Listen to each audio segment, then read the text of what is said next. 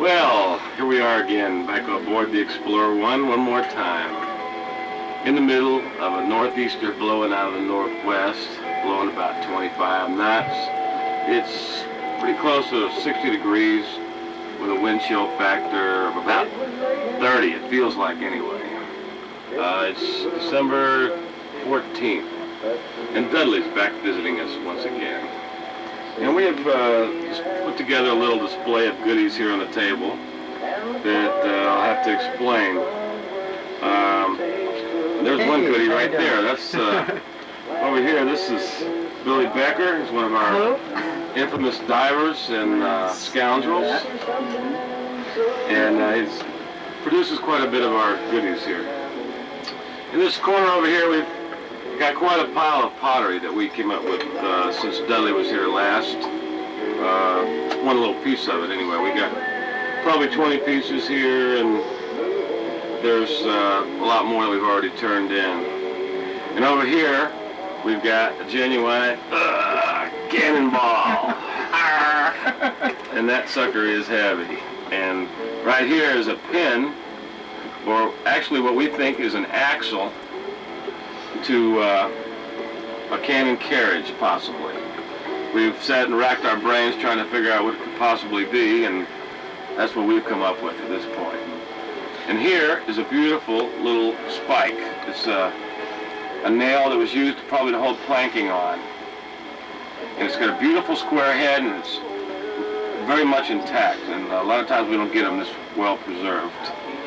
And over here is a larger one, which is probably used to put like, yeah, large timbers together with anyway. And we've just cleaned these up a little bit. We have a lot more preserving to do. And over here is probably one-of-a-kind find. Now this little jewel is a genuine 1700s vintage claw hammer. And it has a square head on it. And it was totally encrusted, about the size of this ballast rock here when we found it, but with that little piece of wood sticking out. This part here is all wood. And to find something this much intact is a very, very rare find. Also out here in the foreground are some projectiles that were fired from cannons. These are what are called split shots, and here's one that's in half. I don't know if you can see it or not, but they came out together in a round object like this. They had a wire that came out, were twisted. When they fired out of the cannon, they put hundreds of them in a cannon. They would come apart and just start spinning end for end, and if they hit you, they'd probably tear your arm off. And here are some rectangular ones, which have never been found or seen by this crew before anyway. And this is a musket ball as well that we found. And over here is just some trash that we picked up off the bottom that most people just throw back in and skip across the sea like they were rocks, you know, 'cause they would skip rather nicely, wouldn't they? This is a piece of 8 that Dudley himself has recovered, his first coin, and he's going to get to bring that one home. If you look at it carefully, you can see the cross on there is very well defined. And on the back side, it's got a portion of the shield that's well defined. And we have... that's a unique piece, by the way. Very Excuse me. I mean, that's a very beautiful coin. The way they had the crown there, right, on top of that. And the strike marks are very prevalent there. Yes, very strong strike marks. And we got 4 reals. This is a very unusual 4 right here. It's got a nice cross on it. The other 2 we have here are not very well defined. They're kind of reef coins. There's a little bit of a cross on here, and there's another 8.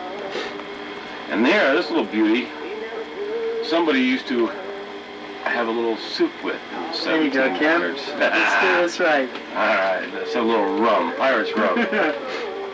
There you go. First person ever since over 300 years ago to take a sip out of that spoon. However, this baby, had it been intact, the handle is broken off and missing. That's an old break. We didn't break it off. Somebody else did. The ocean did. You can see where it's still encrusted over there. Had that sucker been intact, it'd be worth probably around $6 grand. And over here, in this corner, is a beautiful little pewter plate rim, or a section of a pewter plate.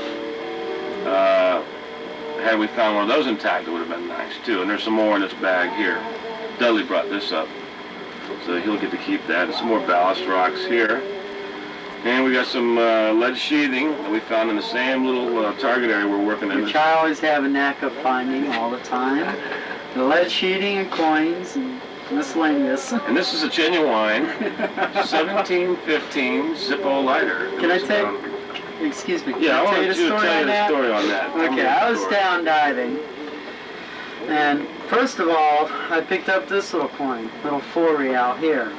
When I picked that coin up, I set my metal detector on the side so I could dig that out. When I dug that out, I put my metal detector on the side and I got another reading.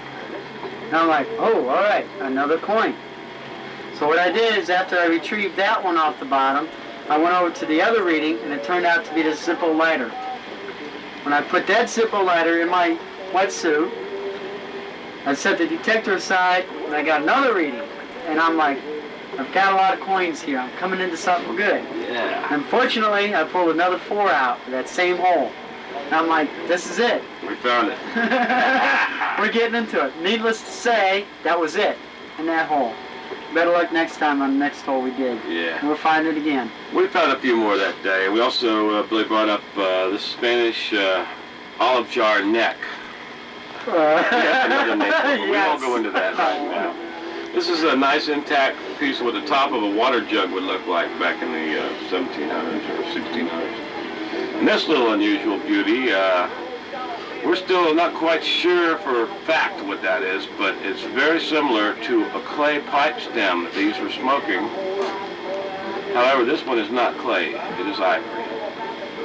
And we think that's kind of a unique find. It probably belonged to some nobleman instead of some peon. That piece is real rare because when I was going across the reef and swimming the reef, I ran into that and it was sticking right out into the open, and it had a little piece of reef growing over it. That's why I believe it's in the wreck, which I think it really is. Yeah, I'm sure it is. I'm sure it is. But we've been, as you can see, we've been doing our part to keep the faith and keep this thing going. And the water temperature, by the way, is very cold. Too cold. It's and the wind being very cold doesn't help at all when you get out of the water, so there's no real place to warm up. However, some of us sneak down in the engine room where it's 140, 150 degrees during the daytime. Would you like to tell the little story behind that piece of pottery? This piece of pottery right here, it's got a different color than these, as you can see, maybe or not, but this one was stuck in the conglomerate that this big large pin was in. And this thing, that conglomerate was at least 4 times the size of the head of this, right here where I'm touching. And probably down at this end, as big around as my wrist. And this was as part of the conglomerate. And ergo, we thought maybe there just might be some coins in there, so we carefully extracted all that. There was not, but it was a good thought. Better luck next hole. Yeah. Tomorrow's the day. Yeah, tomorrow's the day or today's the day. We've been doing rather well, actually, for having a winter season, whereas nobody else and all the treasure hunters out there working last summer, we're the only ones still out there. You know what makes us unique, Kim, is since the 60s this wreck has been worked. And where we're finding all this right here has been where everybody else has been. Right. Everybody else has worked this area, but yet they overlook large objects like this cannonball, the spike, the hammer, this other spike, and all these coins and the spoon. They all overlook it. Not only that, this cannonball here and this spike alone, if anybody was running a magnetometer out there, that mag would pick up the cannonball. Yes, definitely. And that spike. But see, they're large, they're heavy enough that they'll read really well on a mag. So that tells us a story right there. The fact that we need to go back in there and work that son of a gun all over again. That's right, exactly. And ever since Mel told us that all those emeralds are out there this year, I mean, he told us this year that they're out there. Beginning of the summer at the 40 chests on each of the 4 major galleons. Yep. We need to have some clear water and go back out there and blow that ballast pile apart again, which is a large area because she's scattered for a quarter mile in all directions. And so I guess what we'll have to do is just go out there again tomorrow and see what we can do. I'll drink to that. I'll drink to that. Yeah. Me too.